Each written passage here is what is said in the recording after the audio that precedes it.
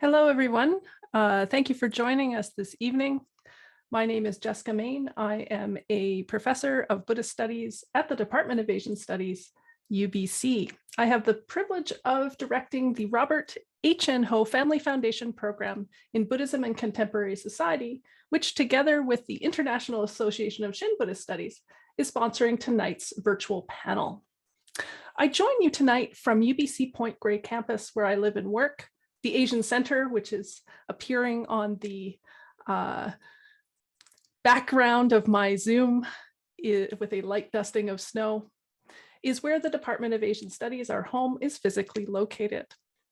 UBC Point Grey campus is situated on the traditional, ancestral, and unceded territory of the Musqueam people, who for a millennia have passed on their culture, history, and traditions from one generation to the next on this site. So in that spirit of learning and transmission of knowledge, we join together virtually. So wherever you may be in the world, whether nearby on the lands of the Musqueam or the Squamish, Stolo, Tsleil-Waututh, or wherever you may be calling in on the lands, we call on you to recognize that every place where we are has a history, and that we should be together in solidarity with people who are struggling for rights connected to their land and their history. Tonight is the second panel in a series. Last year, we hosted Other Power in Indian, Chinese, Korean, and Japanese Buddhism, its nature and role in Buddhist awakening. You can find the information for those panels, which I have just placed in the chat. Following up on what was a fruitful discussion last year, we will be talking about a slightly different topic, focusing on the work of Shinran.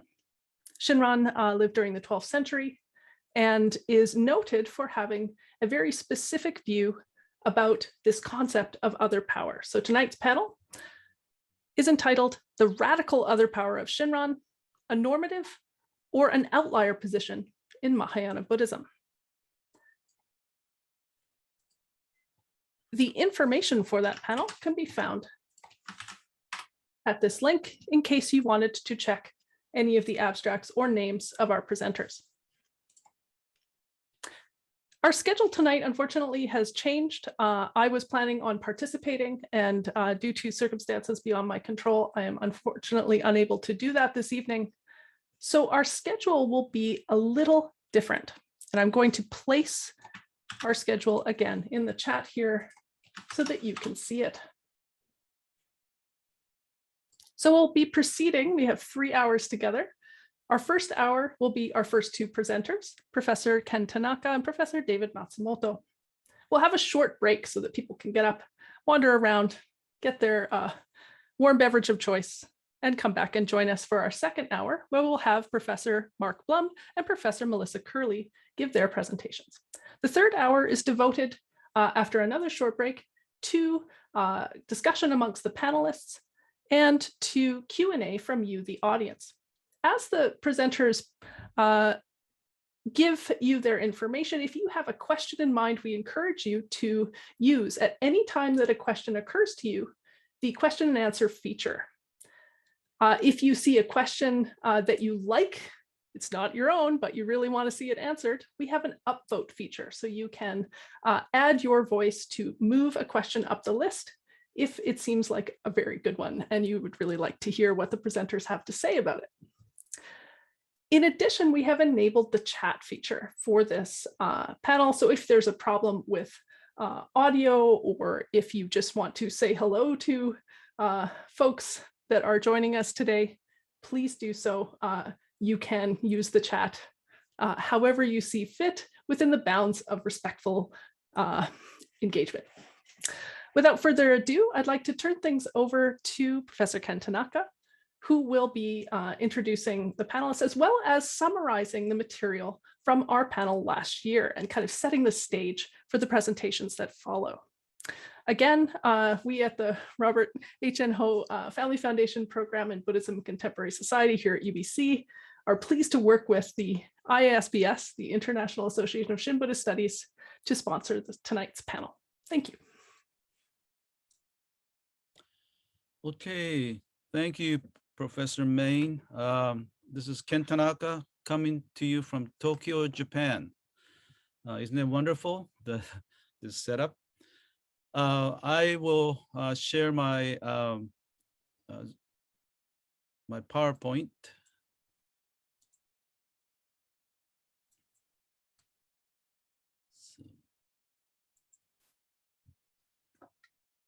Okay, my presentation is basically of introductory nature. And what I will also do is to talk about the aim of our panel, what we accomplished last year, and then at the end, introduce Shinran to some extent. So we have a wonderful group of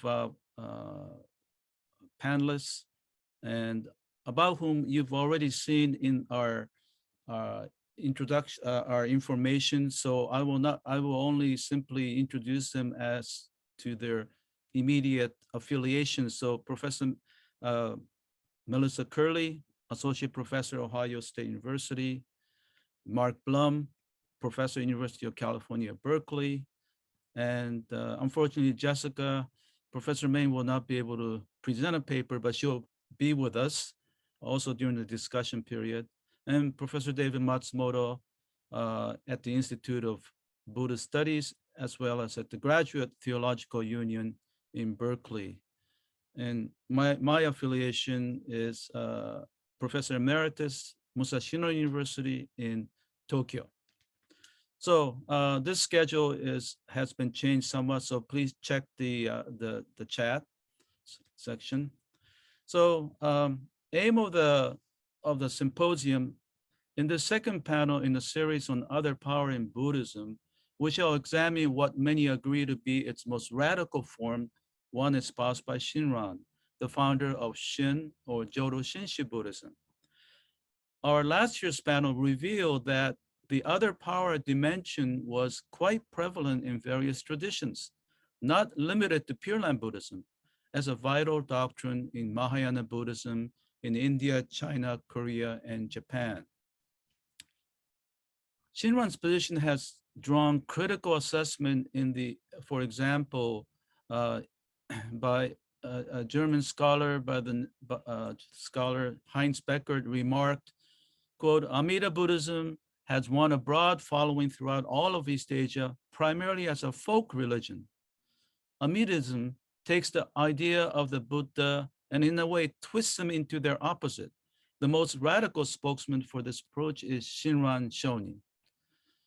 We believe there is much in this portrayal that needs to be examined and clarified in order to properly understand the full extent of Shinran's position.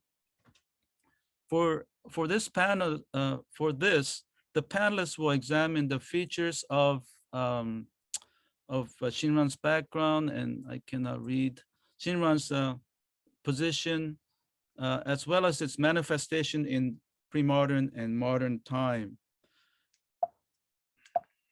Oops.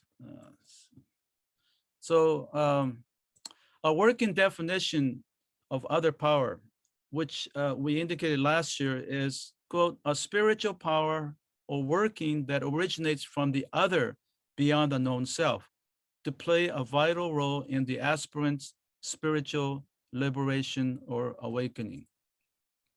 So we asked the three questions: doctrinal, soteriological, and historical. So doctrinal, in which doctrines are the dimensions of the other power found? Soteriological, in what manner and to what extent does our other power contribute to the aspirant's spiritual liberation and practice? And historical, when in Buddhist history does other power become the focus of controversy, especially in relation to self-power? So I want to focus, summarize what we found regards to the first two questions, doctrinal and soteriological. So essentially, we're saying we found that other power doctrine is prevalent throughout Mahayana, not just in Pure Land. So, for example, in Avatamsaka Sutra or the Flower Garland Sutra, we see a term Dharmakaya. So, example of where a Dharmakaya appears, the absolute body, Dharmakaya, of the Tathagata penetrates all living beings. So soteriologically speaking, that the absolute or absolute body, Dharmakaya, is a spiritual force that actively works towards and impacts the living beings spiritually. In the Perfection of Wisdom Sutra, we find words like Anubhava, Buddha's might, or Adhisthana, sustaining power. And so Shariputra says, it is by the Buddha's might, Anubhava, sustaining power, Adhisthana, and help, Parigraha, that bodhisattvas study the deep perfection of wisdom. So here the other power concept doctrines, or the presence of other power in these forms of Anubhava and Adhisthana, they assist and help the bodhisattvas to deepen their wisdom. The third example is found in a Tathagata Garbha, or Buddha womb, or Buddha nature doctrine treatise written by Saramati in the 5th century. And here we have a line, absolute body, again, Dharmakaya of the Tathagata penetrates all living beings. Thus, there exists a nature of Tathagata in every living beings. So Buddha womb, Buddha nature, essentially the same thing.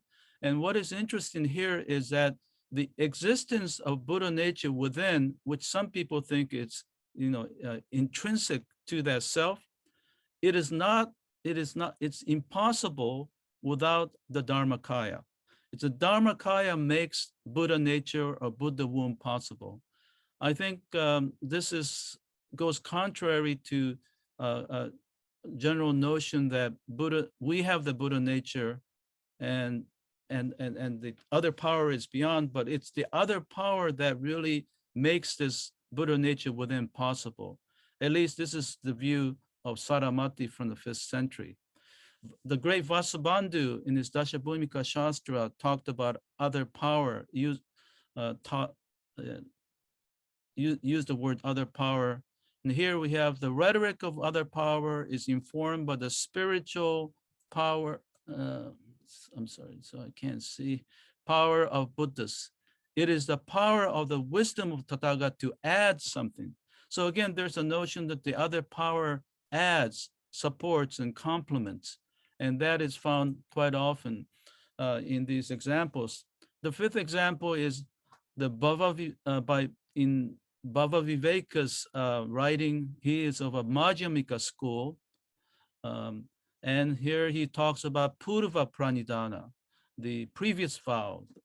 And there, the ultimate Buddha, because of the previous vow, Purva Pranidhana, a manifestation body arises from it that is capable of assisting everyone. So again, the other power assists and supports soteriologically. And the last example is from Jinno, the great song master of the 12th century, 13th century. And he speaks about Buddha's majestic protective power. Because their minds are impeccable as a result of their passionate reverence for the 3 jewels, they will acquire the Buddha's majestic protective power, be able to dissolve their karmic obstructions. So there's a notion here of the other power protecting, and very interestingly, the notion that it dissolves the seekers or the aspirants' karmic obstructions. So in these examples, you see how other power dimension is prevalent and that they assist the seekers in various ways to assist them, to eliminate their karmic obstructions. But there's a fundamental notion that the other power penetrates and embraces beings. And so we find it in Vasubandhu and Bhavaviveka, and they're not necessarily Pure Land proponents. So the third question, the historical, when did other power become controversy in relation to self-power? And so I will summarize this very quickly. Vasubandhu talks about both, other power, self-power, but shows no preference. In Tanluan, in China, he preferred the other power much more to a greater extent, but the other power was not an exclusive practice that rejected other practices. With Jinno in Korea, a Chan master, a Zen master, recognized both and revealed no preference, just like with Vasubandhu, and he emphasized the fact that they work together. So in India, China, and Korea, essentially they were, other power, self-power did not become a controversy, and they were considered they could complement each other, and both were needed. However, it is in Japan, amongst the disciples of Honen, Shinran's teacher, that we see the other power become controversial, or at least with Seikaku, one of the disciples of Honen, we see example of other power becoming a symbol of orthodoxy. So other power became that which determined whether you are the followers of Honen. So the controversy intensified. Professor Blum will probably address this again this year. And so essentially, the controversy, at least what we can see from at this point, is that became intense amongst Honen's disciples in the 13th century Japan, but not so much in other countries.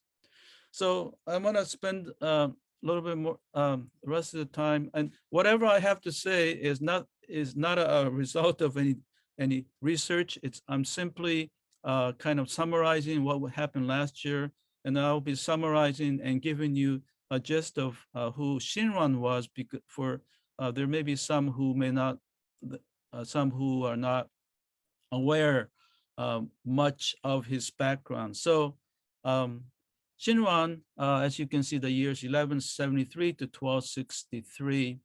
He was ordained as a monk of the Tendai school at the age of 9.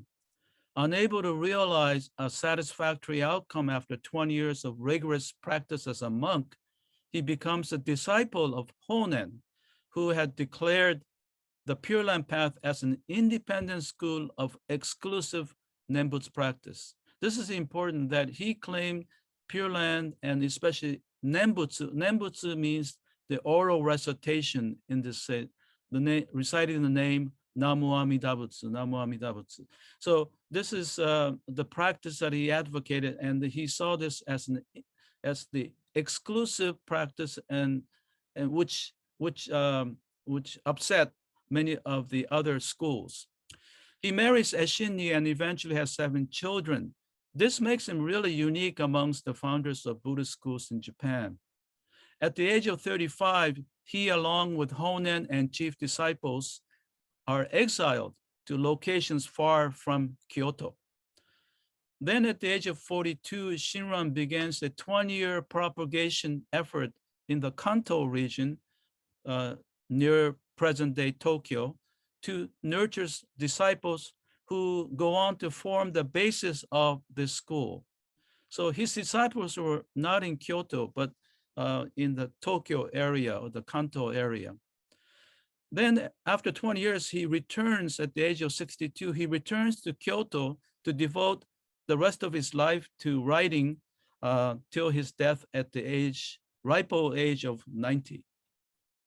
So Jodo Shinshu School, which he founded, or actually, well, he didn't set out to found a school. It was his disciples and, of course, his relatives or his descendants who increased the membership.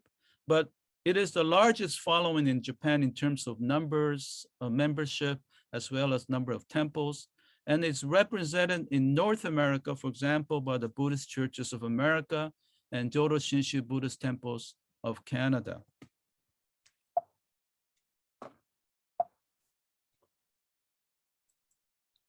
So I thought it would be helpful to just to kind of give you a very basic appreciation or perspective on what Amida Buddha, which is essentially is other power. Amida's vow, Buddha's vow, other power, these are essentially the same, essentially. So Amida is not a creator of the world, and it's living beings. And I know it's obvious to a lot of people, but the second one, Amida, is a manifestation of ultimate spiritual reality, which in Sanskrit would be Dharmata and Dharmakaya. Term Dharmakaya we already seen. There is a sacred story of a bodhisattva named Dharmakara to make the vows to become Amida Buddha and to establish the Pure Land to save all beings. But this is a myth in its true sense of the word, not a historical statement. And this myth expresses the deeper truth about the existence of the working of Amida. There is no judgment, only for Shinran, only Shinjin, which I translate true realization and trusting. So Shinjin and Nembutsu both will come up quite often. So Shinjin is true realization and trusting. It's a form of awakening in the Shin tradition. So there is no judgment, but what is only Shinjin is required. Thus, even a good person is born in the Pure Land of enlightenment. How much more so an evil or incapable person? I don't like the word evil, but that's the way it's been often translated, aku. But I'm leaning more towards incapable. Shinran is, of course, in line with his teacher, Honen, on many points, but also goes further. I wish to cite 3 examples of what many consider to constitute Shinran's radical other power position. Again, this is a kind of summarizing from my perspective, what we already know, but to show that he is actually quite extreme, radical, and even going beyond his teacher Honen. So the first point is, The first point, Honen emphasized Nembutsu, the oral recitation, reciting the name of the Buddha, as an exclusive practice. Now, Shinran, well, Nembutsu, of course, is also practiced, and it's very important for him. And that is very obvious. But he emphasized Shinjin, true realization and trusting, over Nembutsu. So I take his emphasis over Shinjin as an example of a radical position than Honen's, since Shinran did not recognize any efficacy in the aspirant's Nembutsu practice to enable one's birth in the Pure Land.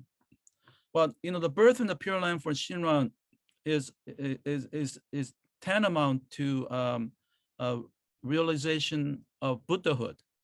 So that is one thing maybe we should note. So, but here, the point here is that rather than, although he practiced Nembutsu, very much a very important part of his, quote, practice, but what was more important was Shinjin. For the recitation of the name did not have the efficacy to bring about the awakening. So, and the second point has to do with Honen. Nembutsu nurtures faith that enables the aspirant to feel that one will be born in the Pure Land. So Nembutsu for him is ultimately important, and it nurtures faith. And again, for Shinran, Shinran much more emphasizes the fact that Shinjin is endowed by Amida. In my my understanding of Honen, I don't see much this point very strongly that Nembutsu is endowed by Amida. But with Shinran, Shinjin is endowed by Amida. And as many of you know, he goes on to reinterpret even the sutra passage. Sutra passage. Oh, oops. Oh, I put the timer. Okay. So, sorry, technical. Um, um, so he interprets a passage in the larger sutra where he rather than where the practitioner, the aspirant, directs his merit, like you find in most Buddhist among Buddhist practitioners. Here, he in what is in red, it is directed to them, to the aspirant, from this. So the sincere mind, which is Shinjin, is directed by Amida. So there is a rereading of it. So this is an example of his going beyond Honen. Okay, and last point, and this is something that is quite obvious, but has not been, people have not made much of it in this particular sense. So Honen remained a celibate monk throughout his life. But Shinran, as stated earlier, he abandoned the monastic life and got married and even had children. So I see this as another evidence of his complete trust in the efficacy of other power. It allowed him freedom in lifestyle in which he saw himself as, quote, neither monk nor lay. So the only requirement was Shinjin realization and entrusting. So for those 3 points, I believe that Shinran went further with his position on other power. And thank you for not falling asleep. So I will now ask for Professor David Matsumoto, who again is affiliated with the Institute of Buddhist Studies and the Graduate Theological Union. He is also, I should mention, is the president of IBS. So thank you, David, for joining us again to share your wisdom with us. So you have, I will let you know after 20 minutes. Thank Okay. you. Thank you very much, Professor Tanaka, and also Professor Main, and to all of the hosts of this symposium. I'm deeply honored to be able to take part in this symposium once again. I'm going to pull up my PowerPoint. I think you can see it. Just to let you know that the title of my talk is a non-binary perspective on self-power and other power, implications of Shinran's teaching that other power means to be free of any form of calculation. I deliberately use the word non-binary because it's kind of juicy and I thought it might attract some attention. I'm not sure if my talk will live up to the juiciness, but hopefully there'll be something for all of us to consider. Last year at the symposium, I was able to give a talk entitled Merit and Faith, the Transitional Nature of Tanwan's Approach to Other Power. And at that time, I argued that the commentary on the discourse on the Pure Land of Tanwan offers a reformulation of a system of praxis within a framework of Pure Land soteriology. Other power in Tanwan's thought, I believe, represents a transition from a path of merit-based forms of practice to one of reliance on Amida Buddha's vow power. This year, I'll suggest that Shinran moves beyond Tanwan's transitional approach to a stance of absolute other power. I will try to argue that Shinran's apparent casting of other power and self-power calculation into polar opposition within the context of the arising of Shinjin makes it possible, paradoxically, to overcome the binary oppositions of practice and not practice, mind and no mind, self and other in the small case and other in the large case. This study is essentially a textual study. I engage in a close reading of Shinran's texts in both Chinese, Japanese, and in English translation. And in this study of Shinran's unique perspective of the mind of self-power and other power, I believe that I've come to believe that Shinran's approach was informed by or framed by 7 features. And the ones that I just list here. In the interest of time, I won't go into much detail about them. I'll just read them for you. One is, I believe that he has a personal engagement with the Buddhist path as an Nembutsu practicer and an aspirant for birth in the Pure Land. He also engages in adoption and adaptation, I might even say appropriation, of Pure Land thought and practice elucidated in the Pure Land sutras and commentaries. He also engages in a re-examination and deconstruction of conventional Pure Land notions of practice and faith, grounded upon principles of Mahayana thought, particularly through the lens of Tanwan's ideas, particularly the ideas that I take up in my paper are other power, of course, self-power, the 5 gates of mindfulness, particularly Nyanfo and practices and faith, Shinjin, the 2 aspects of merit transference and 2-fold Dharma bodies, the Nishu Hoshin idea, as well as Honen's teaching of Mugi Igi. He also engages in a thoroughgoing perception of the fundamental ignorance of sentient beings. He has an understanding of the nature, arising, and implications of Shinjin. I believe Shinran also exhibits a complete reliance on the salvific activity of Amida's vow mind, and he engages in reflections on Jinen Honi as the activity of other power. Once again, in the interest of time, I won't go into any details on those, but if there's interest in any of those features, I'd be happy to discuss them in the Q&A. Shinran was a follower of the Pure Land tradition of Honen, of course, but he was also thoroughly fluent in Mahayana Buddhist philosophy and practice. This insight, I believe, contributed to his reformulation of the Pure Land path of enlightenment and his perspective on the mind of self-power and other power. I won't go into detail at this point. As Professor Tanaka has mentioned, he will guide us in the discussion in the 3rd hour of today's symposium on the question of Shinran vis-a-vis Mahayana Buddhism. So I'll leave these comments to the end, if I may. I'm going to work through this quite quickly.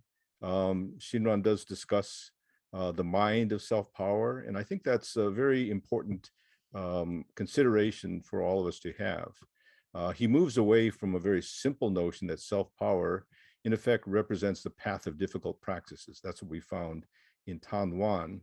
Instead, we find Shinran, instead of a simple focus, I think, on the limits of self-effort in the performance of practices, Shinran takes on a very incisive and critical look of the mind of self-power. And I think that phrasing is always very important for Shinran. Shinran is a very careful researcher and writer, and he was quite consistent in providing the notion of the mind of self-power.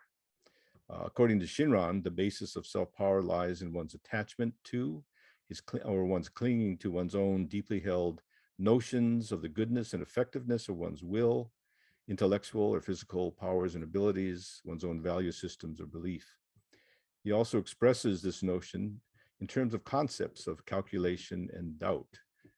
We can conceive of calculation or hakarai as self-centered, discriminative thinking, perhaps vikalpa, and synonymous with ignorance itself. Whereas doubt, gi or utagai or gigai, refers to one's doubt as to the true nature of oneself and Buddha.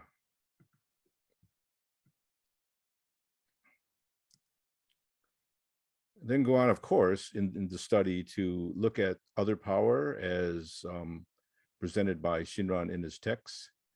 And we begin with a statement that Shinran makes in one of his letters, Lamp for the Latter Ages, Matosho, that other power means to be free of any form of calculation.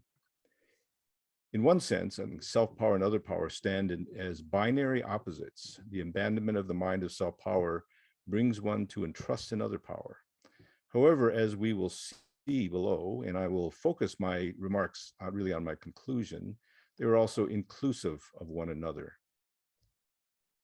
From my perspective, other power is not simply a reference to the power of the other, the large case O, Buddha, that works to bring the person of Shinjin to birth.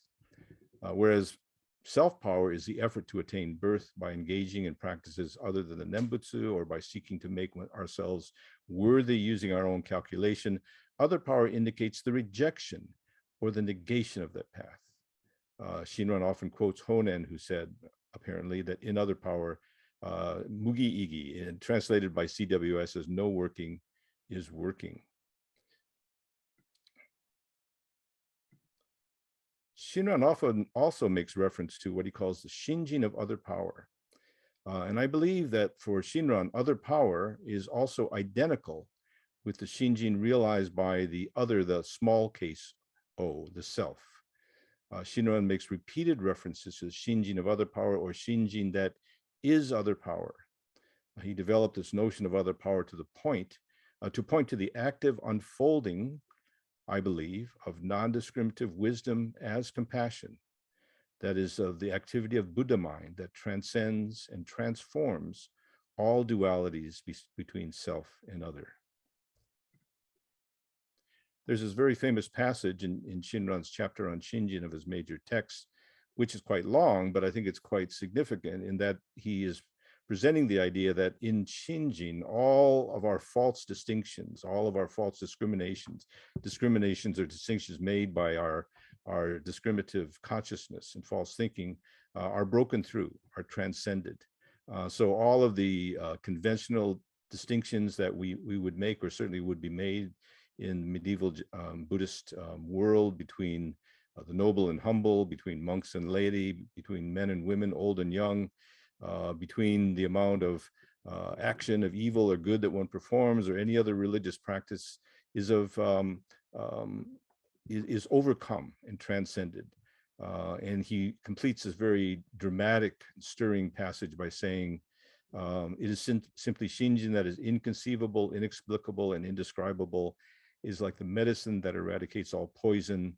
The medicine of the Tathagata's vow destroys the poisons of our wisdom and foolishness.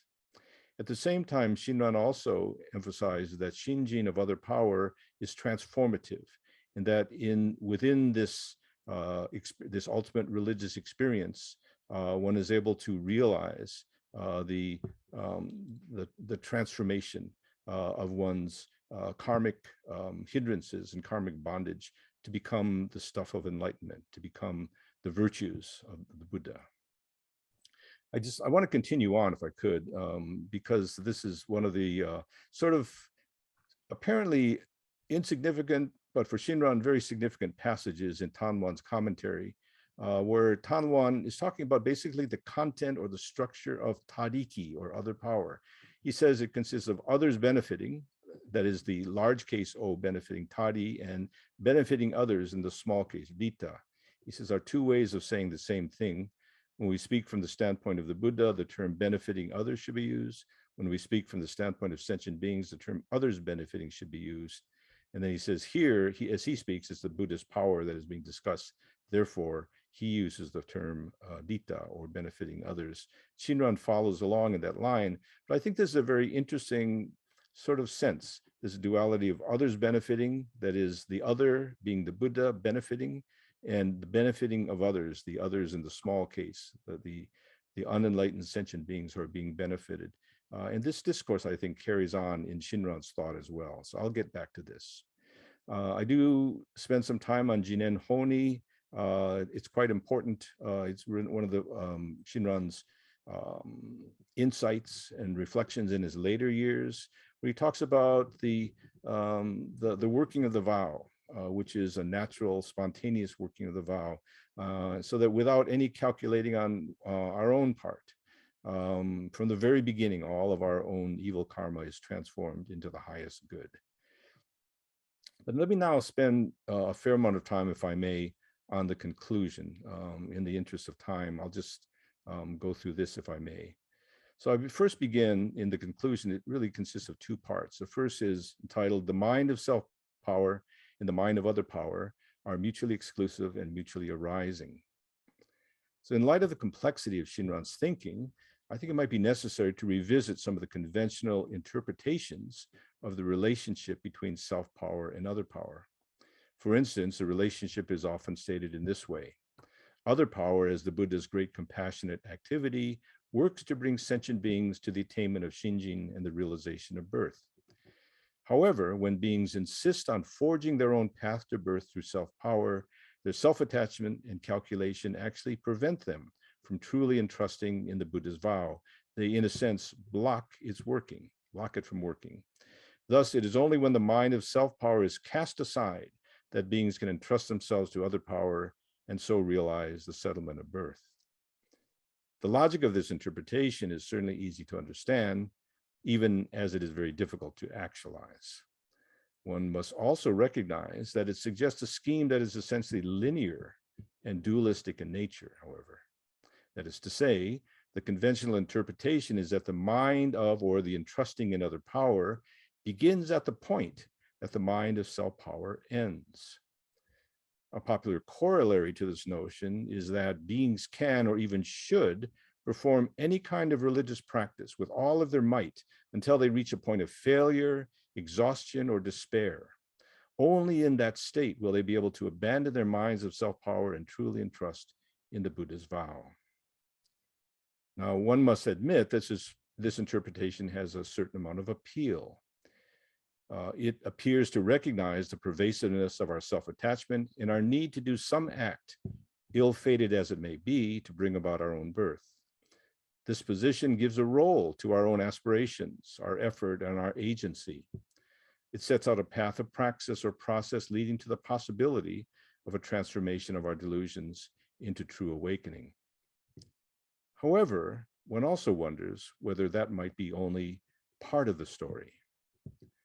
Because Shinran takes the position that the mind of self-power refers to every aspect of one's egocentric activity, delusional thinking, self-clinging, doubt, value judgments, self-righteousness, ignorance, and calculation. It includes all aspects of one's desire to attain birth or enlightenment, including sincerity, self-reflection, moral correctness, and compassionate thoughts. Thus, all meditative and non-meditative practices, ethically good actions, acts of charity, saying the name, and other karmic actions performed in order to be born, impede the working of the vow within one's heart and mind. The unending activity of our delusion and passions, as well as the pervasiveness of our ego attachment, our calculation and doubt, make it impossible that they might be able to be overcome by ourselves. For our own ego-driven, calculative intentionality can only lead to more of the same, not its absence. For these reasons, I believe Shinran does not provide us with a method to rid ourselves of self-power. He simply says, other power means to be free of any form of calculation. The implication of this apparently simple insight, I also believe, can be found in Shinran's indication that the mind of self-power and the mind of other power are both mutually exclusive and mutually arising.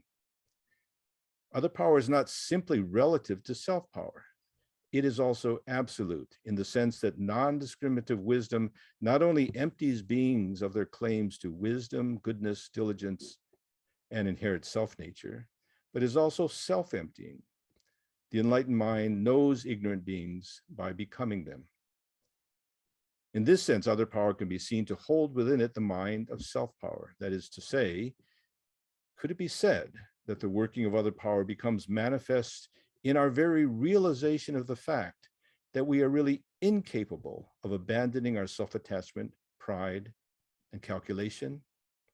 Could it be suggested that when even the possibility of abandoning our self-power is no longer a condition for our birth, then for the first time, we become fully emptied of any sense of being worthy of birth and therefore realize Shinjin, that is other power.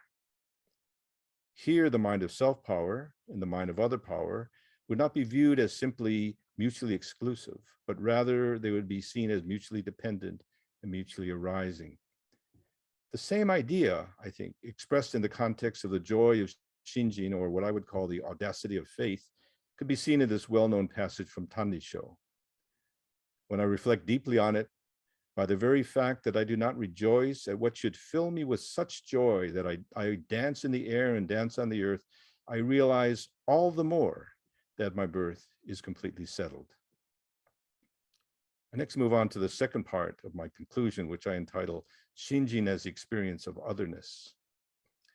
I'd like to return, if I could, to Shinran's awareness of Tanwan's statement that the working of the Buddha's primal vow manifests the Bodhisattva Dharmakara's perfection of the practices of others benefit with a large case O, others benefiting Tadi, and benefiting others a small case O, Dita, in order to discuss the notion of Shinjin as the experience of otherness. Shinran describes Shinjin as Shinjin that is other power, or as the wisdom of Shinjin, as I mentioned in my paper. Hence, in Shinran's thought, Shinjin means that we come to know ourselves, others, and the world in a way that is totally subjective, not in our normal manner of objectifying things or people. Shinjin is not mere intellectual understanding or discrimination. Rather, it is an understanding or comprehension that takes place at the deepest spiritual dimensions of our religious life. Just what is the self, we may ask? For the individual and in society, that question is often posed with respect to another. I am not him, not her. We are not them. This is a function of my ego attachment, my self-centeredness that creates separation between myself and others and makes judgments as to our relative value, worth, or importance. We consider woman or man, rich or poor, young or old, black, white, brown, yellow, Buddhist, Christian, Muslim, Jew, or red or blue. I come to see the other as a projection of my own fears and biases and prejudice and wants. The other becomes an object, thing that is easily labeled as an objectified thing, the outsider, an enemy, sex object, problem child, crazy person, disabled, homeless, extremist, non-gender specific person, or outcast.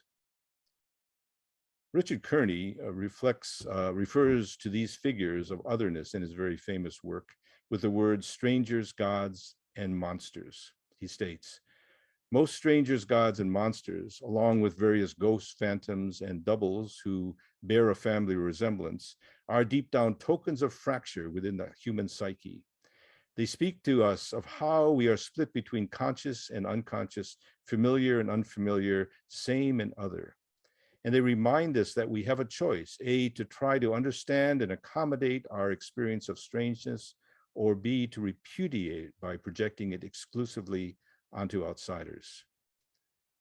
All too often, Kearney goes on to say, humans have chosen the latter option, allowing paranoid illusions to serve the purpose of making sense of our confused emotions by externalizing them into black and white scenarios. With minds of self-power, we continue to allow ourselves to maintain the conceit that we are good, in which we foolishly rely on ourselves, reflect knowingly on our evil hearts, or judge people as good or bad. This self-centered ignorance, this foolish, arrogant pride, is the reason that we separate ourselves from others, and thereby cause nothing but ongoing pain and suffering within our hearts and within the world. Shinjin, that is other power, and the arising of wisdom is the ultimate religious experience of awakening to this truth and reality of ourselves. I believe Shinjin, that is wisdom, which can be expressed by the phrase Shinjin as the experience of otherness, becomes a reality for us when we experience other power, Tariki. Tariki, it might be said, refers to the dynamic involvement, movement of religious life on the Shin Buddhist path. The constantly unfolding process of the awakening of non-discriminative wisdom can be said to take place within sentient beings' encounter with the Buddha's compassionate working of Jinen. At that same time, we experience ourselves as ignorant sentient beings, possessed of nothing but karmic evil, whose thoughts and actions lack any efficacy in being able to bring about our own salvation. And yet, paradoxically for Shinran, the awakening of Shinjin, which arises not through our own calculation, but through the working of the other power of Amida's vow, is nothing other than the arising of wisdom itself.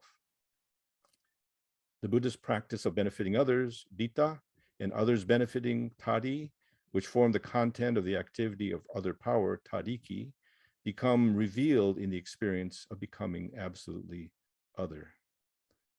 For Shinran, other power is not simply a reference to the power of the other large case Buddha that works to bring a person of Shinjin to birth, as I said before. Rather, it is identical with the Shinjin realized by the small case O other, ourselves. The religious experience of otherness, I believe, is realized in two dimensions. On the one hand, we experience the oneness of the mind of the Buddha and the minds of foolish beings. Here, oneness, or ittai, indicates that the two minds, which are fundamentally opposite, truth and falsity, purity and impurity, wisdom and foolishness, are in the process of becoming one. Amida Buddha as other realizes the emptiness of beings by becoming them, tadi, while at the same time beings become the small case other, the object of the Buddha's salvation, dita, as foolish evil beings who are emptied of all false claims to wisdom, goodness, and diligence, despite our calculative intentionality. At that time, we were able to realize the depth of the foolishness and evil that characterize ourselves and society as we encounter the immeasurable wisdom and compassion that is absolutely other than the self. We become, as it were, absolutely other in a religious sense. In the realization of Shinjin, we come to know our true self in the experience of the self becoming emptied of all conceptualized sense of self, of all of our lazy and prideful distinctions between self and other, as the object of non-discriminative wisdom unfolding as compassion. This experience is in itself, I believe, the realization of wisdom, an awakening that occurs without the precondition of any physical or mental constructs. The large case other that benefits and the small case other that is benefited stand in mutual opposition and mutual identity. This is Shinjin, that is other power. On the societal dimension, we begin to awaken to the reality of self as other. Thank you. We self as other along the horizontal dimension. That is, we realize an absolute identity between the individual self and all other beings. Through the experience of Shinjin, the experience of becoming the other, we do not only become one with the other, the large case, the Buddha, but at the same time we become, or we come to know, the objectified or marginalized other, small case O. We come to know ourselves as other, that is, as those persons who were looked upon as other by prevailing secular value systems, the outsiders, the poor, the outcasts, mentally ill, the criminals, disabled, women, homeless, all figures of strangers, gods, and monsters. The Buddhist teaching of conditional arising or interdependence might be expressed in this case as the interconnectedness of being, an infinitely complex bundle of interrelationships. We cannot divorce ourselves from others or from the world. We are made by the world and others. We impact the world and others in everything that we do or not do. And so we have a complete stake in the lives of all others. We can truly identify with others in the world for the first time and act for their benefit, which is also for our own benefit. Shinjin, I believe, is the experience of otherness in which wisdom, prajna, unfolds naturally as compassion. Thank you very much. This will conclude my talk. Thank you so much, Professor Matsumoto. I found that extremely moving, and I am looking forward to our next two presenters as well, which will happen after the break. So we'll be taking a short break at the moment. I encourage you to type your questions into our Q&A to engage in chat with other audience members as you would like. If you have a question directed at a particular panelist, please do identify that panelist in the text of your question. So please do rejoin us in about 8 or 9 minutes. You can leave your every Zoom connected. The presenters will do the same, and we will reconvene 8 minutes from now. See you soon. All right. We are gathering together a set of questions, all seemingly about concepts and doctrinal issues, translations. I am looking forward to our next two presenters, and without further ado, we will reconvene. So for our next hour, we will have two presentations, the first by Professor Mark Blum and the second by Professor Melissa Curley. Ken, would you like to give a proper introduction to our two speakers, or would you? I think you've done a great job. I was simply going to say Professor Mark Blum, Professor of Buddhist Studies at the University of California in Berkeley, and we're happy to have him. Wonderful. So, yep. Please proceed, Professor Blum. Okay, everybody, I'm going to take a slightly different tack than the other people, and sort of as a follow-up to what I did last year, which is try to put things in a historical context, to add a little more context as much as I can. And just might need to get the gallery view off the screen. There you go. Okay. So basically, in my view, because Shinran's materials have been translated and discussed, and there's so much publication about it, I'm much more interested in what has not been translated, what has not been discussed, and what has not been looked at. So almost everything I'm going to show you today is stuff that has not been translated before. And I'm just going to give you a general overview and present you my theory about this topic in terms of its importance for Buddhism, and specifically the Japanese context, of which Shinshu, of course, plays a major role. So let's see if I can do that. There you go. So this is my theory, okay? But the concept of other power, or tariki in Japanese, has a long history, and as more texts are digitized and our ability to search for them improves, I think we're going to learn a lot more about it. Now, I can tell you that in preparing this talk last year and this year, I'm very much limited by the digital humanities. That is, trying to figure out how a concept or a word works in a corpus of materials requires a lot of searching. And if there were only a handful of texts, we could read them on a tabletop with a book and reading glasses. But if you're talking about hundreds of texts, then essentially you need them to be digitized. And of course, we're at sort of in the middle of that now. So the Taisho canon is digitized. The Jodo Shu sects have digitized their material, but the Shinshu collections of material is not digitized yet, except in individual volumes. So when I mentioned here the Kushizashi Kensaku, that's how you search a number of contexts at the same time, and that digital tool is fraught with problems. So my basic point here is I'm going to tell you what I've gleaned so far from the material that I've had access to and had time to look at. As I talked about last year, the term original power originated before the rise of Pure Land Buddhism in China, but it clearly played a significant role in that tradition, particularly when Tan Luan matched the words to Pure Land thinking. And this is my theory about its importance in Japan. So the first thing to understand is that, in fact, other power and self-power are concepts that seem to be uniquely important in Japan. We don't see this kind of thing discussed in Chinese Pure Land thought. And we don't even see it, in fact, even important people like Shandao never use the term other power. Shandao was the most influential Pure Land thinker for, I would suggest, Honen and Shinran, in that he doesn't use it. Genping doesn't use it. Akon or Yokan doesn't use it.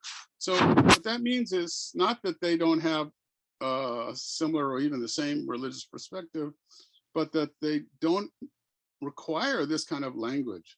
So there's something about the introduction of this language in the Kamakura period that ignites a fire of controversy and discussion, and this goes on until the present day. So what I'm suggesting here is that other power as an idea is, in fact, for some reason, very, very much at the heart of Japanese religious consciousness.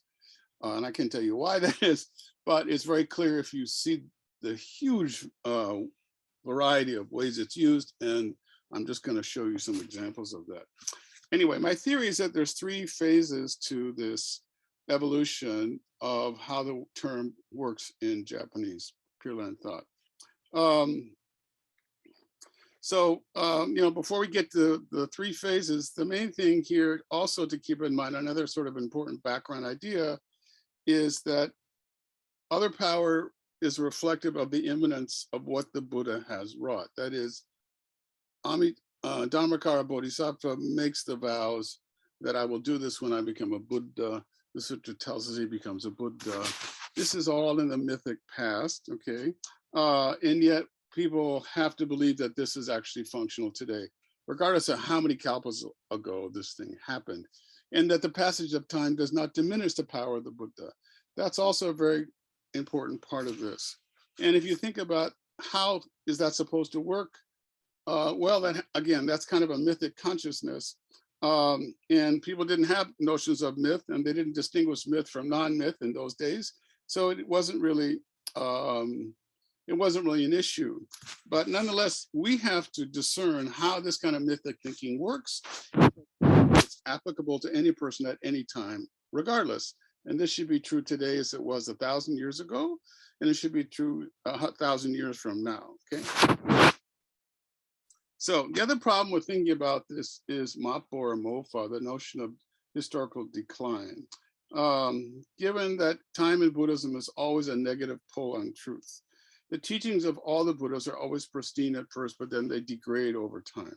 So, and this is also in the background of Kamakura Pure Land discourse, and in fact, the discourse of the Heian period that leads up to this change when other power becomes an important term. Buddhism in Japan was particularly vulnerable to the problem of historical consciousness because the very arrival of it was conceptualized as occurring on the very first year of Mappo. That is the year of 552, when the Nihon Shoki tells us that Buddhism was arrived in Japan officially from the Korean king to the Japanese king, was in fact the first year of Mappo in Chinese calculations at the time. So that means the Japanese are always worried about historical decline. If you think about other power as a concept that transcends this historical contemporary problem, it in a sense therefore works as a counterweight to whatever's actually going on in the world. And the implications of that, of course, is that it's not socially relevant. And that, of course, has other kind of problems that go along with it. So phase 1, champions of the binary. So phase 1, in my understanding of this history, phase 1 and phase 2 are not merely about other power, but they're also tied to and dependent upon self-power. That is, after when Tanluan starts bringing in the concept of other power, he also does this with self-power. And you can see how the self-power, other power binary works and is very, you might say, efficient way to show this kind of contrast of 2 different perspectives on how to live as a Buddhist, right? Daocho, the true father of what's known as the Pure Land Gate of the Pure Land tradition, shows explicit reverence for Tanluan, goes to visit his grave, etc. And so he's asserting very much and very grateful to Tanluan's conceptualization in which the Pure Land path is an alternative goal from the traditional path. And in Daocho's understanding, and he lives at a time, again, where Mappo or Mofa in China is very prevalent, is that as Buddhism declines, as people know it, the other power form of Buddhism does not, right? Now, back to what I was saying a few minutes ago, Shandao never uses this language. Genshin doesn't use this language. Ryokan doesn't use this language. Honen only uses the term other power once in his Senchakushu, which is his sort of, magnum opus, his defining text. And he only uses it when he's quoting Daocho. So all these thinkers in their entire conceptualization of the Pure Land path and their huge influence on those that came after them do not use the concept of other power. So therefore, it begs the question, what is new, or if not what is new, what is attractive, what is the meaning, what is the rationale for talking about other power, right? And it's striking again, as I mentioned last time, that it's right after Honen dies that suddenly everybody's talking about other power. So Shinran, and Shin is best known for foregrounding Tairiki as Japanese word for other power as a key component in Shinran's religious perspective. And Shinran no doubt played a lively role in this discourse, but he did not instigate it. It started long before him by his senpai, that is, the other disciples of Honen who were older than Shinran. So remember that, you know, Honen had a huge number of disciples. There's about a dozen, maybe 15 of them that play an important role in the kind of historical construction of Pure Land Buddhism as an organized institution, as an organized set of practices and temples, et cetera, et cetera. And Shinran was probably the youngest of all of those people.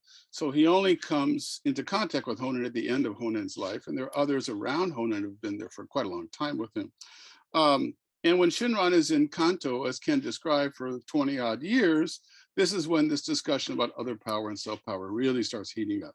And Shinran doesn't write anything at that time that we know about. His stuff comes later. So he may have written stuff, but we don't know about it until much later. So so therefore Shinran comes back to Kyoto, and then he comes into the thick of it when all this stuff is happening. The most prominent disciples of Honen that write about other power are Shoku, Ryukan, Shoko, and Seikaku. Okay, now let's talk a little bit about Myoe. So Myoe Zaijarin is a famous critical essay attacking Honen, okay? It's, of all the attacks on Honen, Myoe Zaijarin is the most famous. This work has not been translated. It comes right after Honen's death in 1212, okay? And probably this reflects the fact that Honen's Senchakushu was printed soon after Honen dies. It's kind of an homage to him. Now that printing is supposed to be secret because people are afraid that it's going to cause some trouble because of its radical stance, but they can't control it, okay? The blocks are destroyed. Another 15 years passes, and they carve out blocks and they print it again. Again, this is the first, by the way, Buddhist book written in Japan that was ever printed. Now, as I said, Honen does not use the word Tairiki in the Senchakushu, but Myoe does not use the word Tairiki either, but I think that's because Honen doesn't use it. In fact, Myoe uses the word power, Riki, of the Tairiki and Jiriki very often, and he uses it in ways that are very much suggestive of the Tairiki Jiriki paradigm. So let me give you some examples here.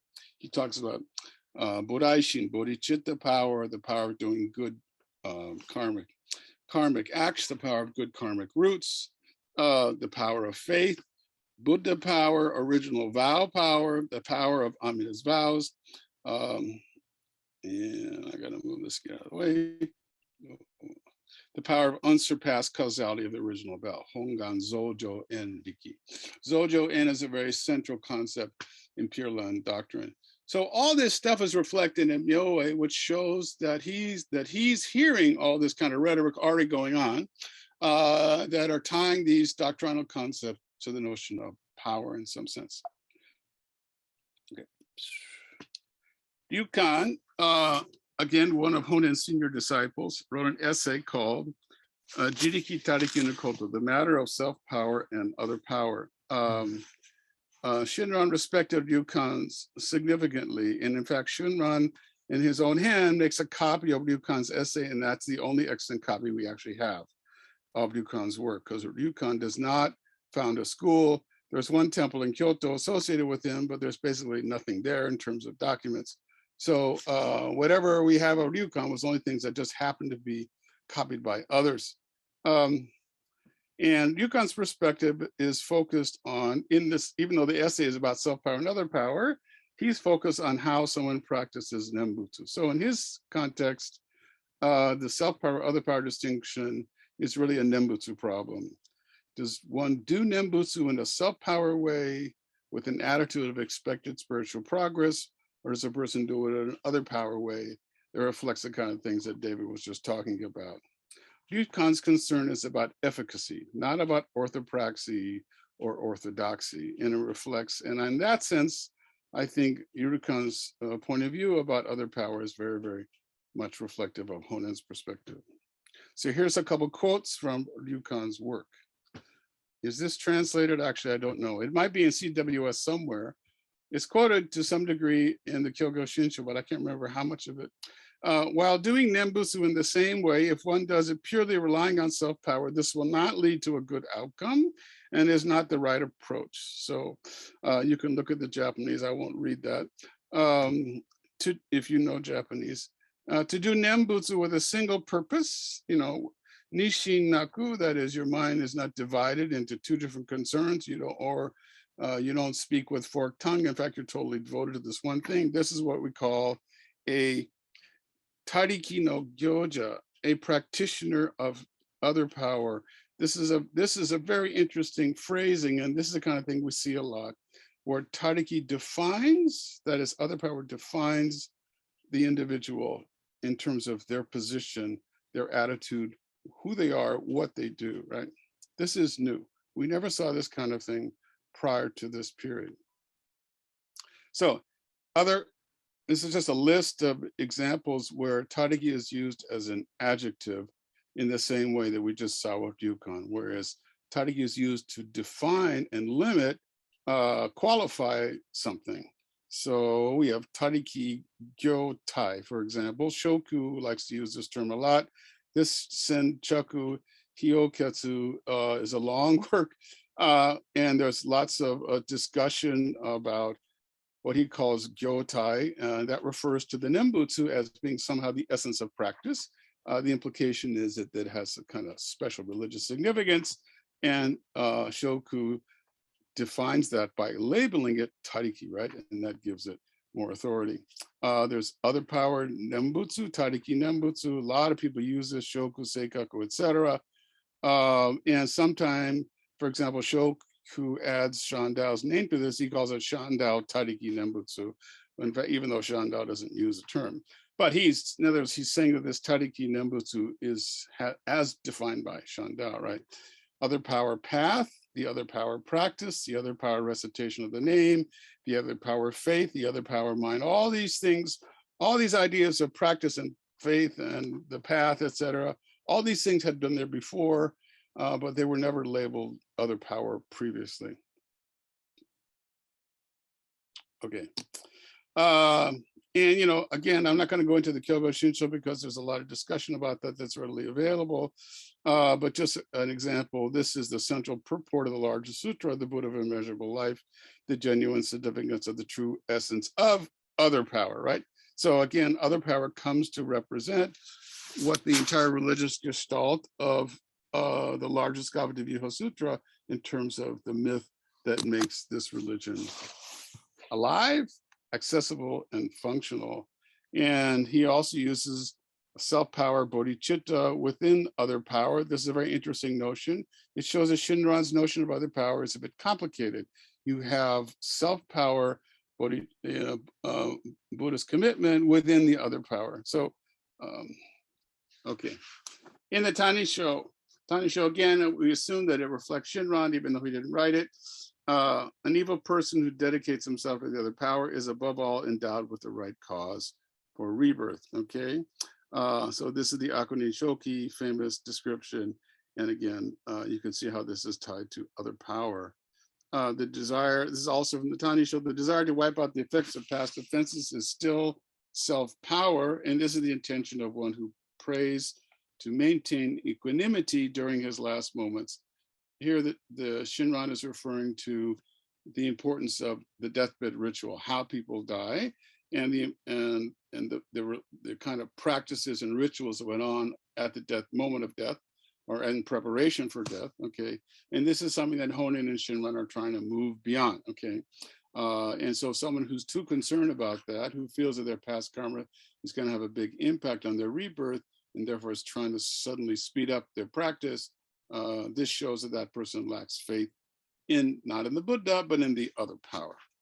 Okay, so this is a kind of orthopraxy that gets shifted to other orthodoxy. So what happens at this point is that the notion of Tariki as a defining adjective, qualifying a person, a practice, a faith, a teaching, et cetera, evolves from being first one in which you have to practice a Nembutsu in the right way, as Yukon was doing, to one in which defines a sectarian movement as being orthodox or not. And that's when things really start to heat up in a political sense. So one aspect of the strolls of other power is the fact that it's often tied to self-power. And self-power is a pejorative label that's used to apply to people who do not believe the same way as you, et cetera, et cetera. And so it's interesting that even though the theory is to move away from self-power to other power, there's various ways to do that. And you can do that in terms of gentle coaxing, or you can do that in terms of being a polemic critic. The Jodo Shinshu thinkers tend to be a little more gentle in their approach, but in fact, the Jishu and the Shinshu thinkers in the Kamakura Muromachi period tend to be a little more strident, and that is probably because they're experiencing more political difficulties. 20 minutes. 20 minutes, okay. So part 3, the final part of this, is emerging from sectarianism. So this happens really in the 19th century, as far as I can understand it, when in fact we begin to see people, there's a tension within the intellectual sectarian scholarship happening in the universities within Jodo Shinshu in particular, that reflect trying to move away from this polemic version to a more universal version. And I have an example here of, I don't know if I can read it, I'll try to read it quickly, of tension between Jinde and Ryosho. So I know this material because we use it in the Tiny Show workshop. These are two major people who commented on the Tiny Show, but left very long essays on them. And Jinde was the politically dominant person running the seminary for the Higashi Honganji. Ryosho was his student who Jinde kicked out because he considered him an asshole. In other words, he didn't show enough respect. And that's because for Jinde, to be a proper Shinshu believer means you must toe the line and follow the tradition. So this is an example of a quote from Jinde. Tariki is a phrase that emerges in opposition to the notion of awakening to one's own perspective.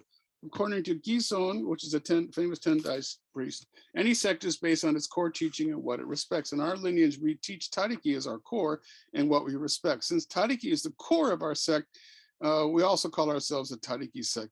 What Nyoshin warned about in the future generations, that if someone succeeds themselves but does not gain the Shinjin of other power, then we say that that person is disrupting the Tariki sectarian identity of who we are that has been passed on over time. And therefore such people must be definitely admonished, or we must not let them corrupt our Tariki intentions with their own personal enlightenment. And here's a whole list of how Jinde uses the word Tariki in various topics. And let me just, they're running out of time. Let me just give you how Ryosho looks at things, which was quite different. And to me, Ryosho represents phase 3, the beginning of modern universality. This is a quote. When you think about it, according to Shoko on the Jodo Shinshu side, everyone is part of the mixed bag of practice can still aspire for birth in the Pure Land.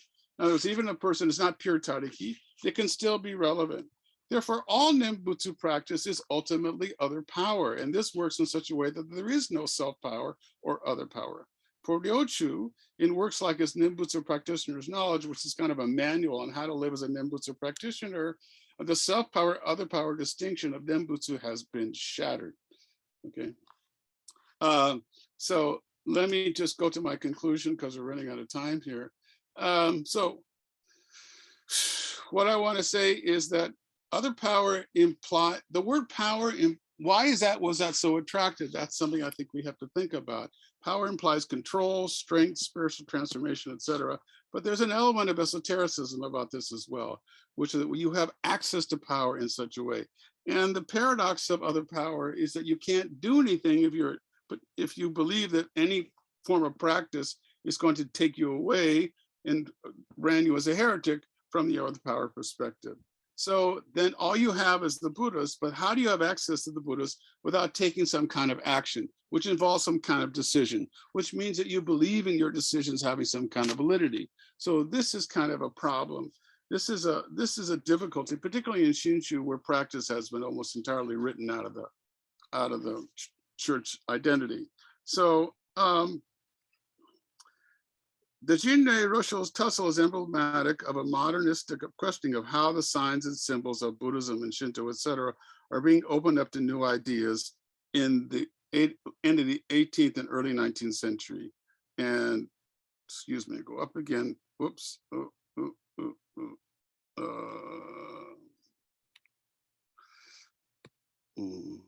Ryosho is pushing the envelope and saying, you know, other power underlies all approaches to Nimbu, so we don't have to exclude people. Jinrei, by using the word kanarazu, and saying, no, that's not allowed. You can't take your own perspective and think that it's legitimate if it deviates at all from what the tradition has taught us, is someone who's really afraid of this kind of opening up. So, I mean, one of the things that this suggests to me is that if I can't do any practice, how am I supposed to understand Tariki? What do I do? And the more I think about it, the more I think that this is a role of the temple. This is a role of art. In other words, we can take ourselves to the temple as a location of the reality of the Buddha's other power, even though it's everywhere. But in the temple, it's a focus, right? Any church has that role. And art works in the same way. I can sit before the Buddha and contemplate the Buddha and think about all this stuff without necessarily engaging in any kind of practice that I think will somehow achieve something. Okay.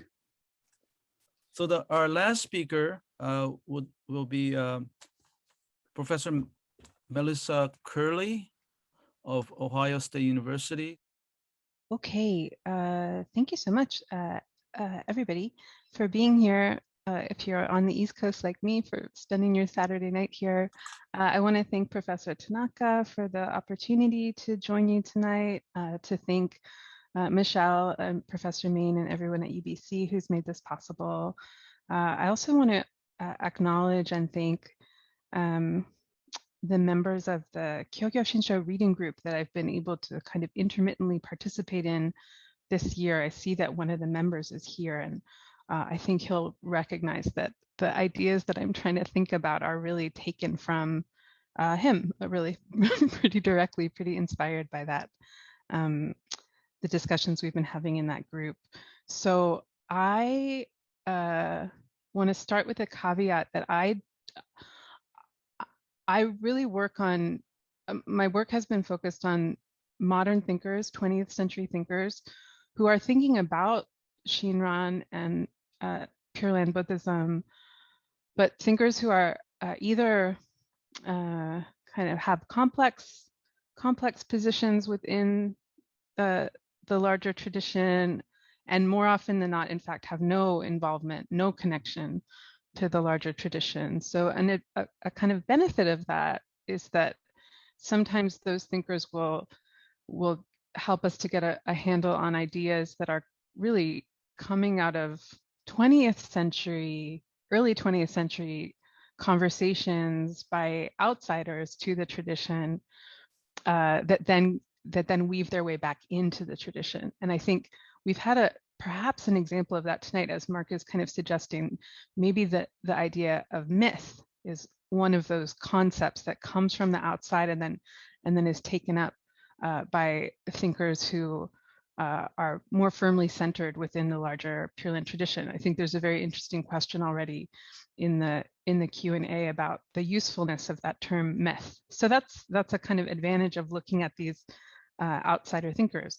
But a disadvantage, of course, is that the outsider thinkers are often, a kind thing to say would be that they're very idiosyncratic in their interpretation. But another thing you could say is that they're just wrong in their interpretation.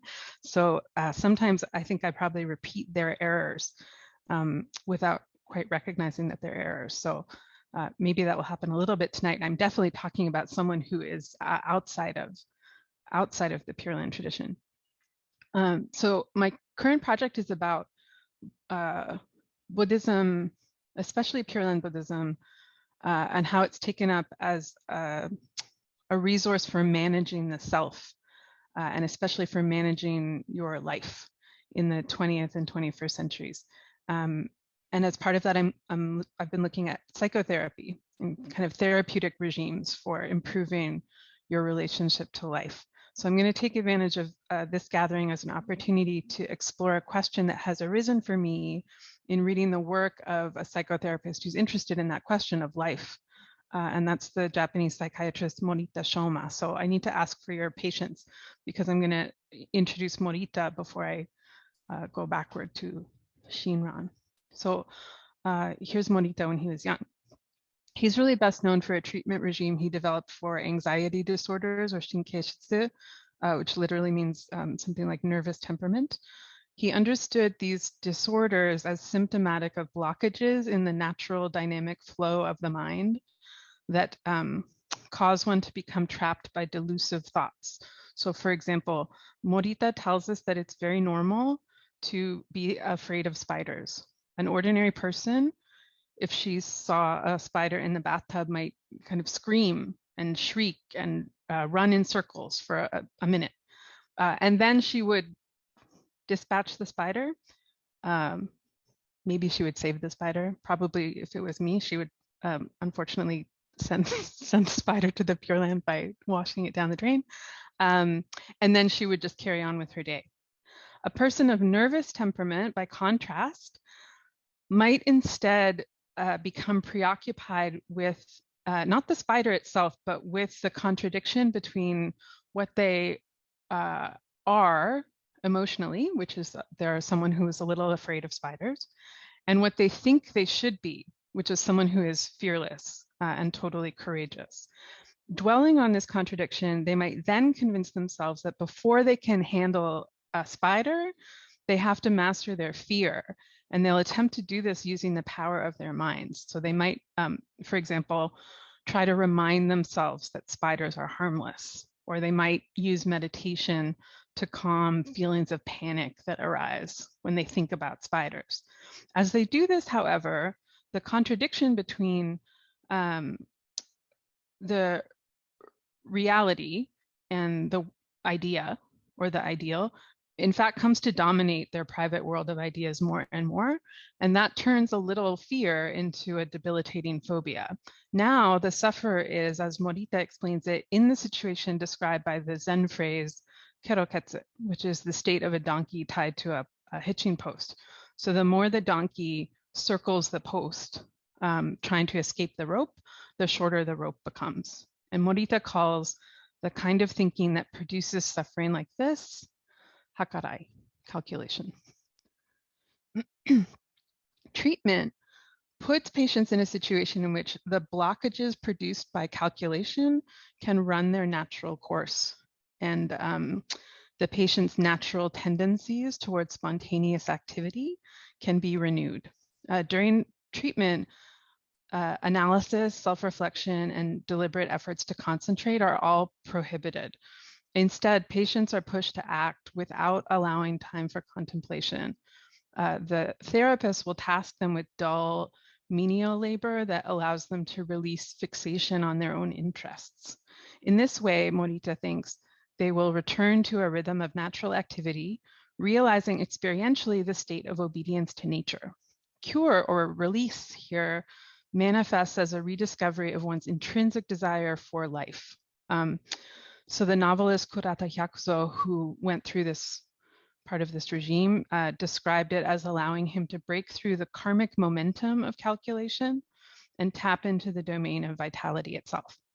Now, Morita therapy is almost always discussed as borrowing from or infused by Zen for a very good reason. Morita himself asserted that there were parallels between his approach and Zen methods for curing meditation sickness. But the language of calculation, as we understand well from David's presentation, seems to evoke Shinran, particularly because of the positioning of spontaneous activity or natural activity, that's Jinen, in opposition to calculation. So the questions that arise for me then are, first, if Morita's thinking was Shinran, what makes Shinran good to think with? And second, what, if anything, does Morita's reading illuminate in Shinran? And I think we can get at answers to both of these questions by thinking about the idea of naturalness. So, let's see. As Shinran describes it, Amida's vow is enabled from the beginning. Here, other power works naturally or of itself, not through the practitioner's hakarai. I'm using Mark's translation here, and I'm noticing that he translates hakarai as judgment rather than calculation. Maybe we can talk about that. So what's Buddhist about this and what's radical about this? The word in question, zheran in Chinese, or jinen or shizen in Japanese, means something like spontaneous or natural in the sense of in accord with one's nature. In Taoism, zheran describes the unforced self-expression of the Tao. In his translation of the Tao Te Ching, for example, Charles Muller translates zheran variously as natural, without being forced, true nature, and things as they are. In the Zhuangzi, zheran is linked to the notion of wei, non-action, or what Hans-Georg Muller calls non-agentive action. That's when things just happen. Zheran thus suggests automaticity as opposed to causation. But because one's own actions become spontaneous when one forgets one's acquired interests and inclinations, zheran also suggests a cultivated refusal of self-interested habits of mind. The Zhuangzi enjoins rulers to allow all things to take their natural course and admit no personal or selfish consideration. Do this and the world will be governed. It's useful to flag here that zheran does not mean natural in the sense of distinct from the social or the political. It's true that plants and animals act naturally, but so can both human actors and human institutions. In Mahayana context, this is sort of going over a much more basic element of what Professor Matsumoto has already talked about. In Mahayana context, an understanding of let me switch to the reading commonly used in Japanese Buddhist context.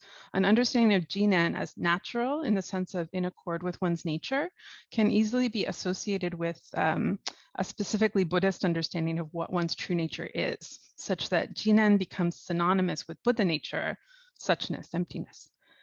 The larger sutra, for example, tells us that all beings in Amida's Pure Land receive bodies of naturalness, of emptiness, bodies of limitlessness. But an understanding of jinen in the sense of automaticity poses a problem. On the one hand, the view that things spontaneously produce themselves without causes and conditions is identified as a heresy, a non-Buddhist belief. Shinran's contemporary Dogen, for example, repudiates the naturalistic heresy, which, here I'm quoting Stephen Hein, presumes that Buddha nature will arrive on its own, independent of the sustained effort of dedicated discipline. On the other hand, the view that one ought to cultivate non-self-interested habits of mind is surely true from a Buddhist point of view, and in fact,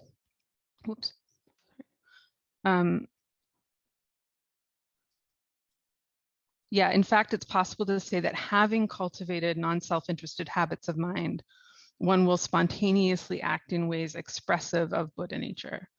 Dogen, for example, also tells us that when we give up pursuing words and following after speech, body and mind will drop away of themselves and your original face will manifest. So what senses of this term are taken up in Shinran? Well, he is sometimes read as endorsing a naturalistic view. Aldo Tolini, for example, writes that in Shinran school, the karmic law of cause and effect is often negated, since salvation comes from the Buddha Amida without any effort or cause on the part of the believer. And therefore, the no cause and effect view is preferred. Trent Collier describes jinen as pointing to the absence of self-power in the realization of Shinjin and the natural agentless working of Amida's vow. So I read Tolini and Collier as making the same interpretive move here with respect to other power. Namely, they're both concluding that Shinran's teaching of reliance on other power implies that there's no cause and effect or no agentive activity at all. One reason to object to this is that a conventional Buddhist understanding of cause and effect is at the heart of a conventional reading of this sacred Pure Land narrative. So the larger sutra tells us, as I'm sure you all know, that the Bodhisattva Dharmakara, having proclaimed his 48-fold vow, during inconceivable and innumerable kalpas, cultivated the immeasurable meritorious practice of the Bodhisattva path, accumulated merits and amassed virtues, acquired merit that was indescribably great. That Bodhisattva now dwells in the Pure Land under the name of Amida Buddha, the Buddha of limitless life. and limitless light. A land that is sustained by the power of his meritorious deeds. It is the ground of karmic reward. So this seems to be precisely a narrative about dedicated discipline. Without the Bodhisattva's sustained effort, there is no fulfillment of the vow. There's no establishing of the Pure Land. There's no merit to be transferred to ordinary beings like myself. Rather than taking reliance on other power to imply reliance on natural agentless working, might we instead take it to imply that on Shinran's understanding, Amida or Amida's vow is the agent? This would mean understanding Shinran's assertion that no working is true working, as indicating that there's no agentive activity on my part, rather than no agentive activity at all. In defense of this reading, I would draw our attention to how before asserting that no working is true working, Shinran has already characterized the vow as causing things to be, the means by which things are caused to be, and possessing virtue that causes things to be. So here it seems clear enough that the vow is an agent in the sense that it makes things happen. It's also an agent in the other English sense, in that it acts on behalf of another. It is working on my behalf. But if the working of Amida's vow is agentive activity, in what sense is it spontaneous or natural? If we look to the body of Shinran's writings, at least two possibilities suggest themselves. So first, following indications in the Mahayana canon, Shinran often characterizes the Pure Land itself as Jinan and as having Jinan as an attribute. He also describes the Tathagata's enlightenment as unfolding spontaneously into the capital of Dharma nature, which is the Pure Land. I'm especially struck by the several references in the hymns to the sounds of the Pure Land as Jinan. For me, these images of the jeweled trees stirred by the wind call to mind the famous image from the Tao Te Ching of the self-making music of the piping of heaven, which blows on the 10,000 things, each in a different way, so that each can be itself. Now, the Tao Te Ching describes a music that is the unforced, self-expressive sound of the Tao, and Shinran describes a music here that is the unforced, self-expressive sound of the Dharmakaya. However, where the Tao Te Ching ends by indicating that there's no musician behind the music, in the context of Shinran's thought, I think it's clear enough that it's Amida who originates this self-expressive activity by means of which the material form of the Pure Land and all beings within it are manifested, making the Pure Land Jinan in that it's an expression of Buddha nature. Second, as we've seen, Shinran uses the word Jinan to indicate the opposite of calculation. Rather than understanding this in terms of non-agentive action, I wonder if we might understand it in relation to the cultivation of non-self-interested habits of mind. This is tenable if we note that in Taoism, this doesn't mean thinking of the interests of others instead of your own, but also means something like not imposing your acquired ways of thinking on either others or yourself. And when you stop doing this, things take their natural course. I see this as resonant with Shinran's suggestion that in the absence of calculation, all of our karmic entanglements, past, present, and future, are immediately transformed into good through the Tathagata's virtue, which acquires us or takes us on. The Nembutsu uttered without calculation here comes into focus as a spontaneous utterance. Like the sounds of the jeweled trees, it's the unforced, self-expressive sound of the Dharmakaya. Far from looking like the opposite of Buddhism, in his understanding of Jinan at least, Shinran seems to arrive at a conceptual structure not so different from Dogen's. In suggesting this, however, I run the risk of neglecting what is original in Shinran's understanding of Jinan in terms of other power. So let me try to correct that by suggesting one possible point of difference between Shinran and the larger Mahayana tradition. One of the qualities typically attributed to Buddha nature, alongside purity and emptiness, is an inherent quiescence. Even Dogen, whose originality lies in part in his presentation of practice and realization as non-dual, seems to me to associate active practice with sentient beings and quiescent realization with Buddha nature or nirvana. In Shinran's account, though, I think we see a quite different understanding of Buddha nature as itself engaged in ongoing, purposive, perhaps creative activity in the form of the vow. His assertion that this activity is operative from the beginning represents a radical understanding of other power in the philosophical sense of suggesting something operating at the root or the radix, perhaps not just at the ground of the Pure Land, but at the ground of our own existence in this world too. And this is the possibility that I think is illuminated by Morita's use of the language of calculation and naturalness, even though it's important to pay attention to the differences between what these terms mean to Shinran and to Morita. Let me wrap up then by returning to a point I made in passing earlier, namely that in Japanese, the Chinese Ziran is read both Jinen and Shizen. So in the late 1890s, the existing reading Shizen becomes very firmly stuck to a new concept, the modern concept of nature as the domain encompassing all things not made by human beings, and so set in opposition to culture, reason, artifice, technology, and so on. One line of thinking enabled by this new concept imagines that nature is ideally to be conquered or domesticated. Another imagines that nature is ideally to be fenced off and preserved. But a third, which is associated with a philosophical tendency called vitalism, imagines the wildness of nature in relation to the generative power of life itself. Consider the following from Maurice Merleau-Ponty. 20 minutes, perfect. 20 minutes. Great. He's thinking about nature in terms of a productivity which is not ours, although we can use it.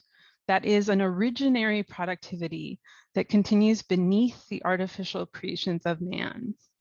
Morita, like most of his contemporaries, including importantly his patient, Kurata, was attracted to and influenced by vitalism, which really saturates his understanding of Shinkeishitsu as fundamentally neither a physiological problem nor a psychological problem, but a problem with accessing originary productivity, or more simply, a problem with living.